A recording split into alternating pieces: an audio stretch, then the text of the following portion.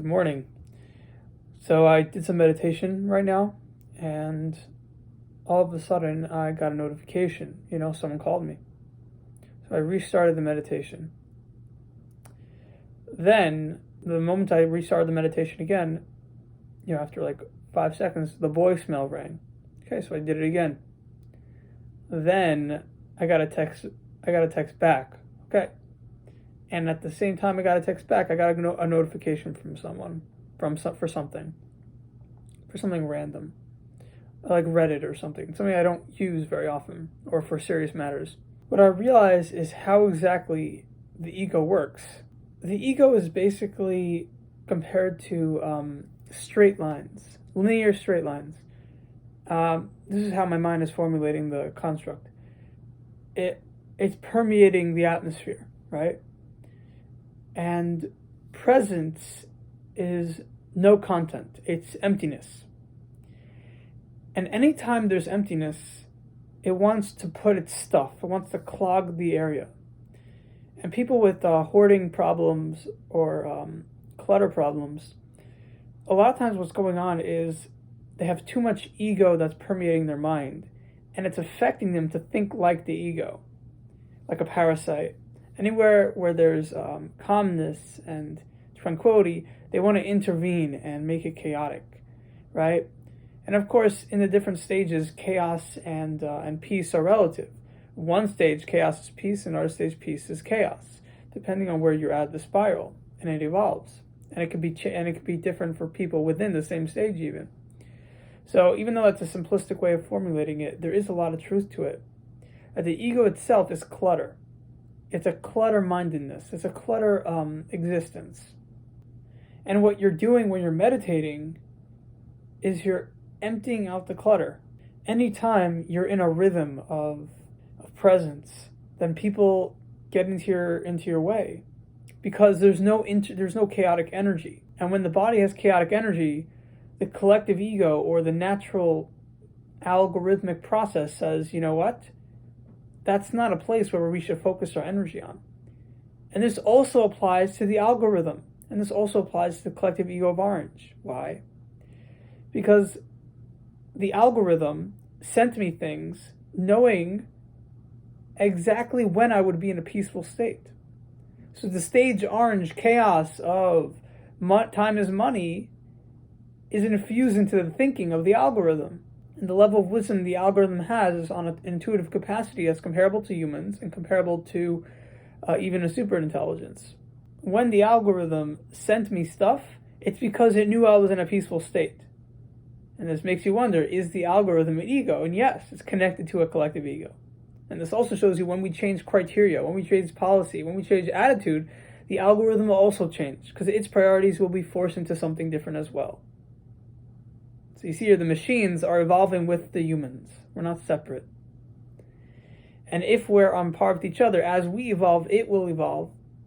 And therefore, all the schematics of the industrial world, of the electronics world, of the production world, of our production formats, manufacturing formats, will all adjust to a specific evolved state of mind or being. And the world will function differently, even on these practically super intelligent phenomena. And you'll be able to know how to navigate with these mechanics in mind. But the essential component of this video is exactly what the ego is. It's chaos. But not just chaos in how we conventionally see it. It's chaos in terms of almost like a systemic desire to permeate the atmosphere with its essence. And this has to do with entropy. The concept of entropy is everything breaks down. And the way my visual mind is constructing how that looks is you have a circle, but eventually that circle will dissolve, right? It'll turn into debris. It may take 100 years, may take 1,000,000 years, may take 1,000,000,000 years. But the idea is everything dissolves and it spreads out. And everything is in a state of going from highest order to most disorder, right? Or you can look at it as the opposite. Entropy is the opposite. it's the highest disorder. You have something that's not natural, things that are being clumped together, and it's being deconstructed into disorder. Oh, no, being deconstructed as a process of order. So you see your entropy itself, people don't really get to the crux of what entropy is, but it's actually both order and chaos.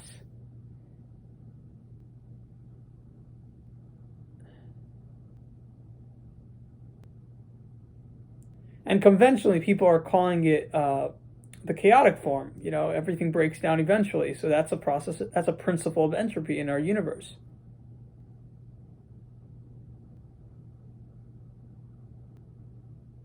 Another way of understanding the ego is you have these little robots that are permeating every area of the room, right? They don't want to bump into each other. And when one robot's in one area, the other robot will dodge it, right? Because it wants to spread out in the most, taking up the most space in the most spread out way.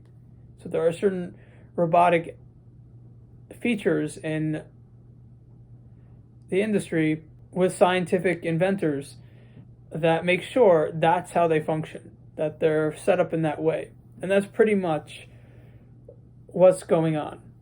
To go back with people with hoarding problems, they often see an empty space and they take that empty space as an opportunity to just throw something in there.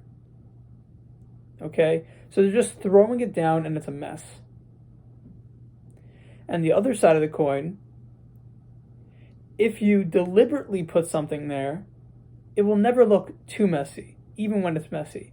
It'll look like it has a purpose. I put it there at some point so that when I need it, it'll be relatively accessible. But the person who has a chaotic mind throws in something into an empty space, and it looks like everything's clumped together.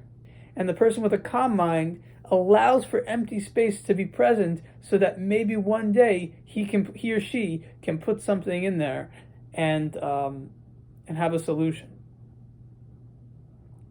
So there's different approaches depending on how chaotic the mind is. But the truth that we're coming down to is what chaos is. It's spreading the chaotic energy itself elsewhere on the map. That's what it is. And if you were calm, you wouldn't need to do that. And if you were calm, the other energy would want to do that to you. Which is why when it comes to tribes and having groups like-minded people, it's very relevant. And it's a smart idea.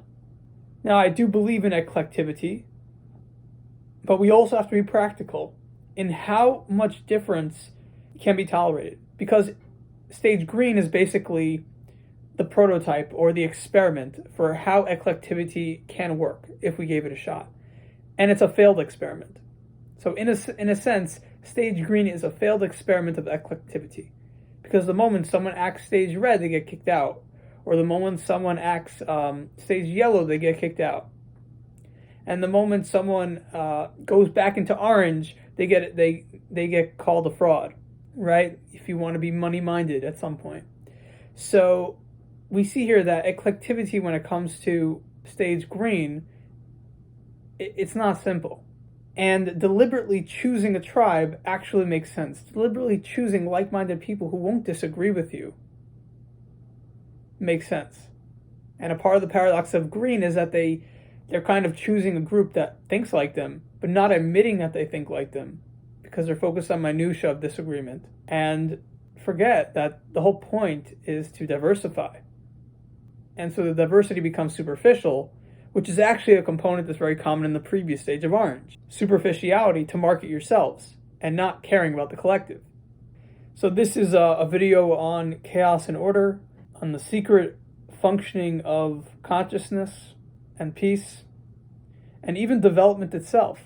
Because as you ascend the spiral, you become more calm, more stationary, more focused on deliberate action, purpose, more present, right, in the eternal now, as they say, in stage turquoise.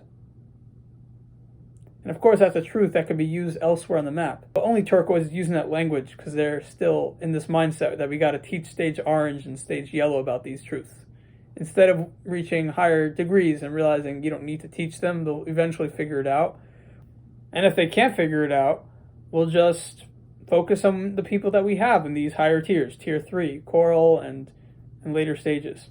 because already we're such a different mind that we really should be focusing on ourselves, on our culture. All right, this was a pretty deep video, and I hope you enjoy it.